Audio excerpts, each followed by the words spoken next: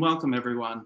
I'm delighted today to be speaking with Melinda Cro, who is Associate Professor of French and Chair of the Modern Languages Department at Kansas State University. Melinda is the founder of the Early Modern Humanities Lab, an initiative for working with researchers on projects that combine digital humanities, pedagogy, and early modern literature. She's also the author of Integrating the Digital Humanities into the Second Language Classroom, which we were proud to publish earlier this year. So thank you for being here, Melinda, to talk today about digital humanities in a time of crisis. Oh, it is my pleasure to be here. Thank you for inviting me. So I thought we might start just with the term digital humanities. It might be something that not everyone on the call is familiar with. And I was wondering if you could just define it for our participants. Yeah, it's a great question. And it's one with a lot of answers. For me, digital humanities is a productive practice. It is influenced by open, inclusive, and collaborative work. That work is typically project-based. It's reflective of humanistic inquiry, and it takes into consideration accessibility. It thinks about the public that's going to receive that work in a digital realm. And so it has a lot of layers to think about, but I think that's what makes it exciting. Thank you. So in your work, you talk about a digital humanities inflected approach. Can you tell us what you mean by that? Yeah, so I stumbled across the digital human. I am trained in Romance languages, in language pedagogy, and in research. I'm an early modern literary researcher. And so the pedagogy preparation that I've had is all about second language acquisition, how to effectively teach literature and culture in the second language classroom, working with students from the very first semester all the way up through graduate level courses. So that's kind of my background. And in language pedagogy, we think a lot about carefully scaffolding our assignments, thinking about goals, what are the proficiency outcomes that we're hoping to achieve, and how do we measure that, and how do we marry that with the content-based outcomes that we have. And so a few years ago, a colleague and I were working on a translation course centered around an archive of Charles de Gaulle letters that our university happened to receive, and several of them had never been published before. And so we wanted to find a way to share this amazing work that our students were doing, translating and researching these letters and finding out all this information about these correspondence and references to obscure events. And we wanted to find a way to share that with the larger public. And so we started to look into how to do that. And we came across various digital humanities initiatives that were doing similar things. And that really resonated with me, because to me, there's something really highly collaborative, project-based, and experimental about the very best type of humanistic inquiry. And I found those same values in the DH projects that I was looking at. And so for me, a DH inflected approach brings those values into the language classroom. And I think they resonate well, because we think of a language classroom as a skills-driven classroom. We privilege process over completion. We really think about that. And I think that resonates in DH, right? Rather than thinking about completion as sort of like this finite thing to arrive at, we think about progress and measuring proficiency that continues to develop over the course of your lifetime. And so there's something about those two things that I think meld well. I also really like that when we think about DH approaches from a pedagogical perspective, there's a lot of talk about tinkering and playing. And we try to encourage that in the language classroom too, right? To encourage students to sort of reduce their stress, reduce their affective filter, and to engage in language learning. And so I think there's some really interesting opportunities there that resonate both ways. Thank you. Yeah, I love those values of experimentation, tinkering, interactivity. I can imagine that's wonderful with your students. I was wondering if you could talk a little bit about some of the digital humanities projects that have inspired you to take this approach. Oh, that's a great question. So I started with very little kind of awareness and kind of fell into it. I've found that there are so many different types of DH projects. So there were several that came out of the Stanford lab, especially when they were looking at notions of how to define with Franco Moretti, how do you define closed reading versus distant reading, right? And so one of the projects that really stuck out when I was first exploring this was one that mapped sentiment onto London. So it took a series of novels and coded the sentimental language associated with it, and then geographically mapped it. And I just thought, wow, that's such a humanistic question. Like, where does emotion happen? How is it centered? Is it geographically linked? But it wouldn't be as clearly accessible and visible without that digital component, right? And so that to me is sort of like one of those first ones. And then I started to realize that really DH is all over the place in any number of cultural institutions. If we look at the Castle of Versailles, they are very good at bringing in tons of multimedia rich content to really engage visitors to their website and to engage researchers. And so, yeah, those were sort of the ones that really stood out to me when I began. That's great, thank you. So before I ask the next question, I just want to remind our participants that Melinda would be happy to take questions in the Q&A, so please keep them coming and we'll get to them as we can. So you mentioned that your own background is in languages and early modern literature in particular. So I was wondering if you could talk a little bit about the benefits of using the digital humanities in a language classroom in particular. Yeah, that's a great question. So when I think about the most engaging classes in which I participated or that I have had the pleasure of teaching, it's the ones where I'm not standing as a pillar of knowledge, but rather as a facilitator. So my own perspective on teaching is that I'm really there to facilitate interactions, to facilitate opportunities for discovery and exploration. And so what I think is really beneficial about a DH approach is that one has to, because one is thinking about ultimately sharing, this is a path of inquiry that will have to have a design component, because we have to think about, how do we bring together the textual and the digital? How do we bring together or transfer this information into a digital realm? Design is really important, and goals are important, right? Thinking carefully through what are the steps, thinking about how do you want to go about achieving it, and what is it that you want to achieve. And there's something about that I think it resonated with me, because that's how I approach language teaching. That's how I structure a class, because I think about what are the learning outcomes that I want students to achieve? How does that correlate in terms of proficiency to the student's ability? I also love the fact that there is a lot of collaboration that is both encouraged and supported in the DH world. And that is something that I think we do a lot of naturally in a language classroom. There's lots of group discussion, small group, large group, partner work. And it's to do with the nature of interaction, of human interaction, linguistic interaction.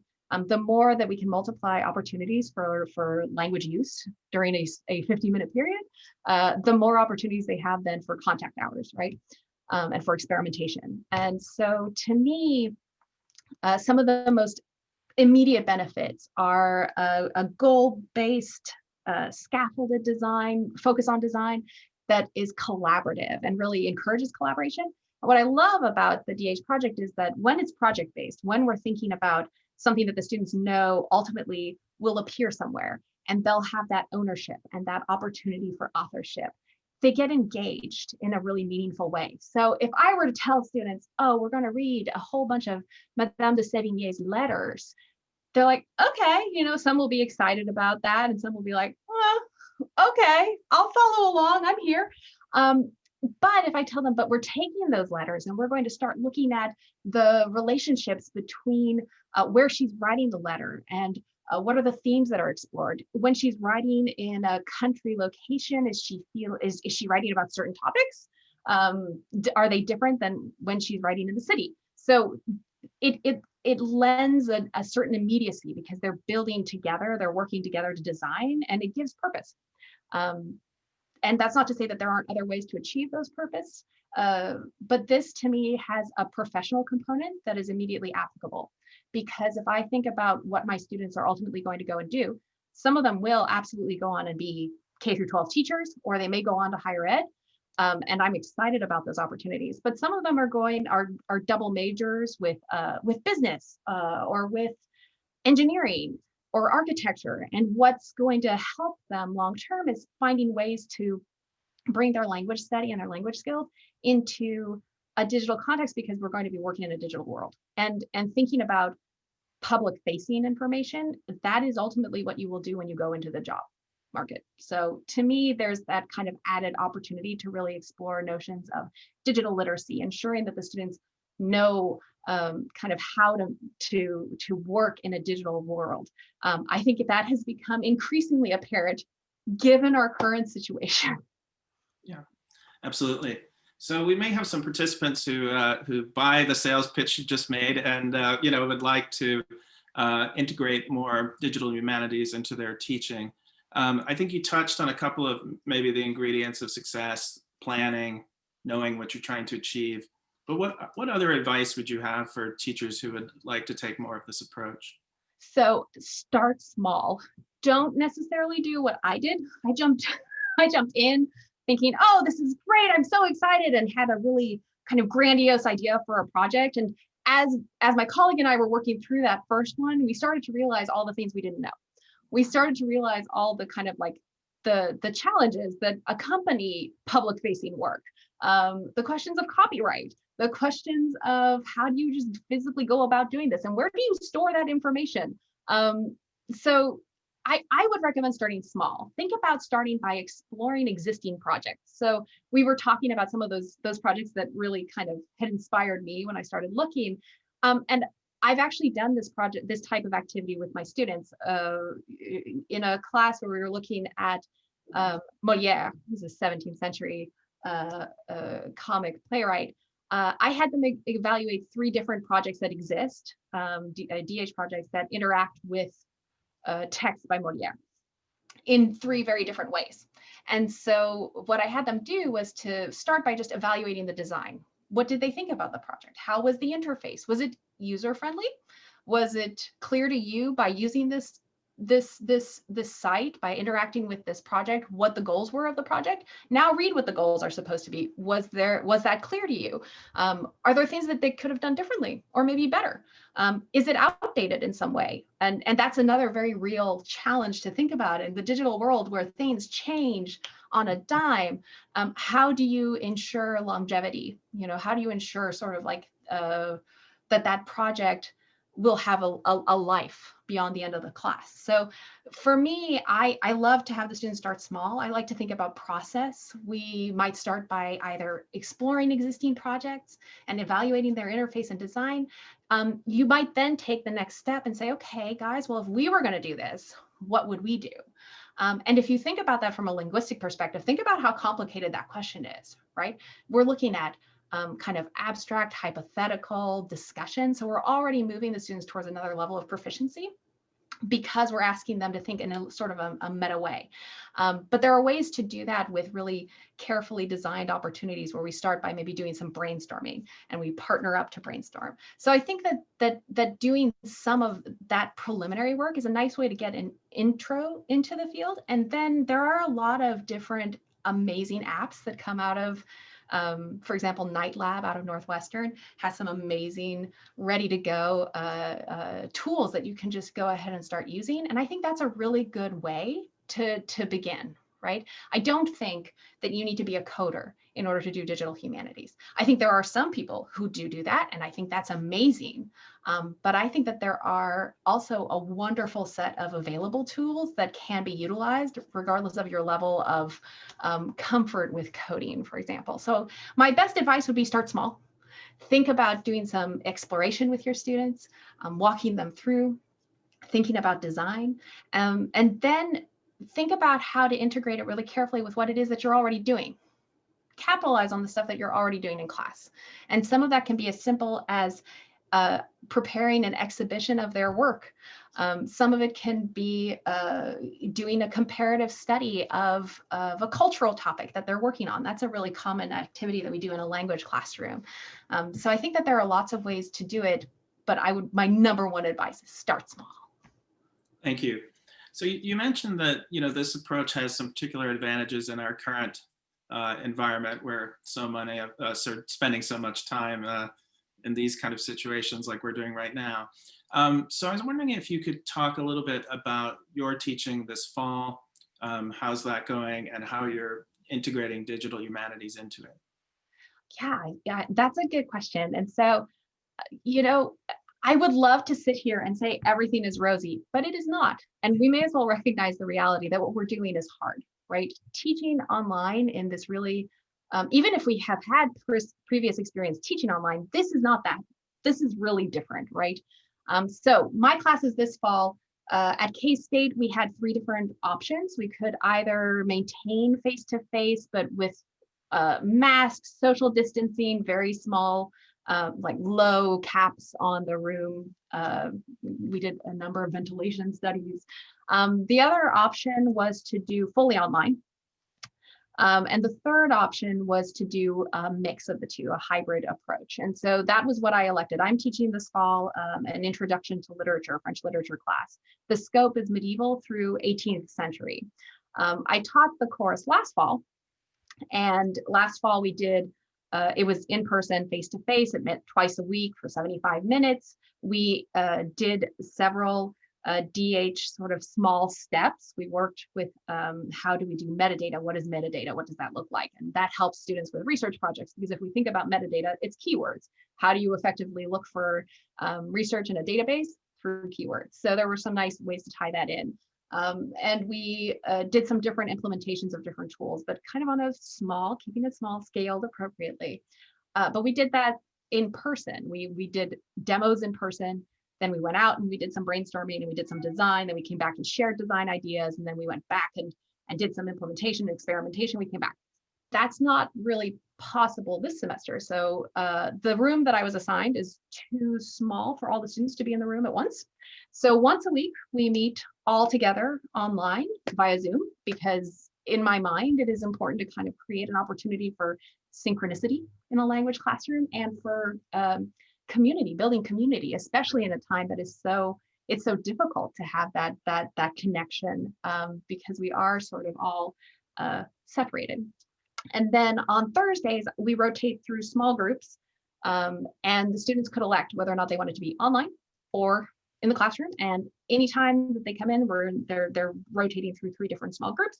They can either be in the room or online, which means that those sessions are sort of like this. You're looking at the computer and you're looking at the students and you're trying to get both. So how are the classes going? I am incredibly inspired and impressed by my students. They are resilient and brave and courageous, and they're doing things that are really hard, and they're exhausted. The other thing that I think has been a challenge is that it takes more time. Think about a classroom interaction. If you want 3 people to talk at once, they can. That's not quite so possible in Zoom. It's more of a one after the other. And even if we use breakout rooms, there's the reality of standing in the middle of a classroom where you can listen and discreetly hear the different groups working on their language skills versus popping in and out of those breakout rooms, 5 or 6 of them during the period. So there have been some really interesting challenges to adopting this mode.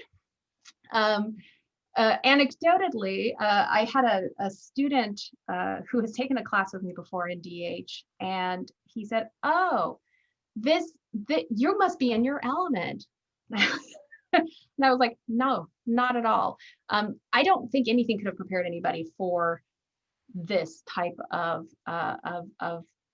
pedagogical reality. So what are we doing in terms of DH? Well, we're working on things like experimenting, and we're working on analysis. And how do we go about doing analysis in small steps? And so some practitioners are very good at doing this kind of work where they have prepared step-by-step instructions for the students work through them, and then they come back to the classroom. I found that with the second language, the challenge is that because we're in the second language, I have found more success in being able to integrate and do some of that introductory work simultaneously in a synchronous environment. And so that has been really challenging for me. One thing that I think has helped is that I really focus on design and meaningful and impact. So instead of doing maybe the big project that you might have conceived of, I've been thinking really about like, how do we build small skills that could ultimately at some point in the future build up to a larger project? How do we kind of take and build on things that are already happening in the class and string those things together to ultimately prepare the student for success in implementing a DH project, even if it doesn't happen to the same level that you might have anticipated.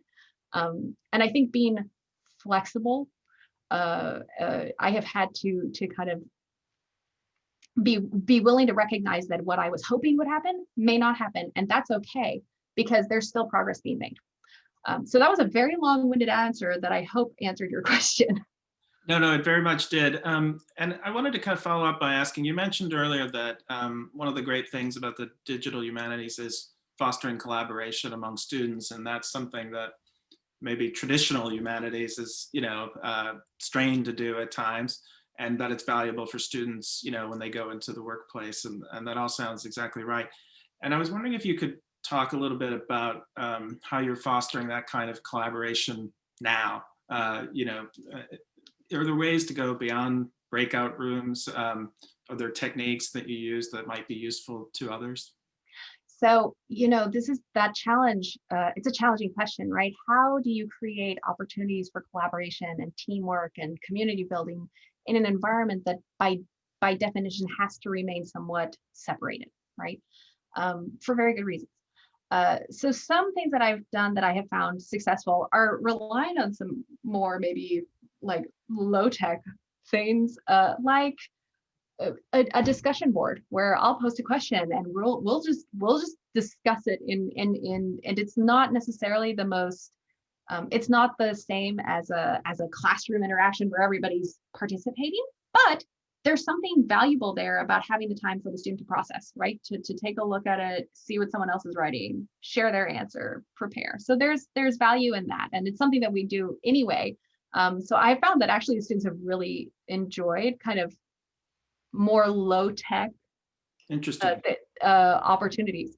The other thing that they've really enjoyed are those breakout rooms, the chance to sort of, I prepare before every class period a series of kind of questions that I want them to think about as they're reading the text. They know that that's information that is going to be kind of recycled during the class period, so it helps them to kind of feel a little more prepared. And then we get into the classroom and we move into the breakout rooms. They have a chance to sort of verify and check with one another. It's sort of like those small zones of proximal development that Vygotsky talks about and have continued to be influential in pedagogy, despite the kind of the age of that theory. When we think about finding opportunities to kind of let students experiment, right? Other things that we've done, I found that the small groups have actually helped. So having those 3 small groups that rotate through, there's been a sense of camaraderie, even if they're sort of hybrid online and in person. It's like, oh, this is the time where I get to ask and kind of get that moment for a little more one-on-one work. And that has really actually, I think, been well received from the students. So those are some of the things, but ultimately all those things that I'm describing, with the exception of the discussion board or something like VoiceThread that would allow for like an oral participation, a lot of that relies on opportunities for synchronicity, right? Opportunities for that interaction, that one-on-one. And that's imperative in language learning too. Opportunities for contact, language contact, opportunities to speak. And so those are the ones that I think, those opportunities are the ones that the students have valued the most. Working through a process together, working through an analysis, thinking about how to, perhaps create an adaptation. Something that we do in the class is some creative writing, and they do a creative adaptation, and then sharing that with their classmates. And that creates a sense of opportunity too for collaboration. Thank you. So you mentioned earlier that one of the barriers to entry for a student might be an assumption that you have to know coding, to participate in a class like this. And I'm guessing that the students must have a kind of range of technical skills when they enter the classroom. So do you kind of foster them sharing and helping one another in the classroom in terms of their technical skills? Yes, absolutely. I think that's one of the benefits of this type of approach, right? Is if we think about realistically when we're working in a team, there are going to be members of the team who are really skilled at one skill or another. And it's when we bring everyone together and we share our abilities that we can really shine in those areas that we're strong, and we can learn to strengthen areas where maybe we're not as strong. And so yes, I taught a class that had a student who actually was in computer science. And so it was great having her in there because she was able to kind of talk a little bit more about the technical side with some of her partners who had varying levels of, I mean, everybody has some degree of technical digital literacy, but they're varying depending on their interactions on a daily basis. And so, yeah, I think that's part of the beauty of this type of approach. It really offers a chance for students to become authorities. I don't have to be the central authority of knowledge in the room. I would much rather that the students develop those skills, those leadership skills, while they're in the classroom. And so what's lovely about encouraging them to really share where they shine, share their knowledge, is that it gives them a chance to really take on an opportunity for leadership. Thank you. So we have a question from a participant. Could you provide an example for elementary level or intermediate level language courses or some useful websites to explore? Yeah. So for something that I have been thinking about doing a lot with I teach a fourth semester class, so that's the intermediate level French 4, and we explore Paris. Paris is kind of our theme. We study art in Paris and cultural institutions and life in Paris, and different readings about Paris while we're working through our language review in the fourth semester. And in that class, we develop a trip, and the students get the chance to develop whatever trip they'd like. They can pick a theme. They have to kind of connect some of the work that they've been doing in terms of readings or information that they've learned about Paris, but then they have to come up with a very practical budget, and they have to sell the trip to their classmates. Wonderful. And we utilize opportunities like some opportunities for exhibition, kind of. So they'll pick objects or places that they'd like to go, and they'll map it out, and they'll show going from one location to the other in order to get an idea of how much time they would have to do that trip, and in order to show a real itinerary. So I think that type of work is fun for the student, because we actually had a student go on the trip that they designed.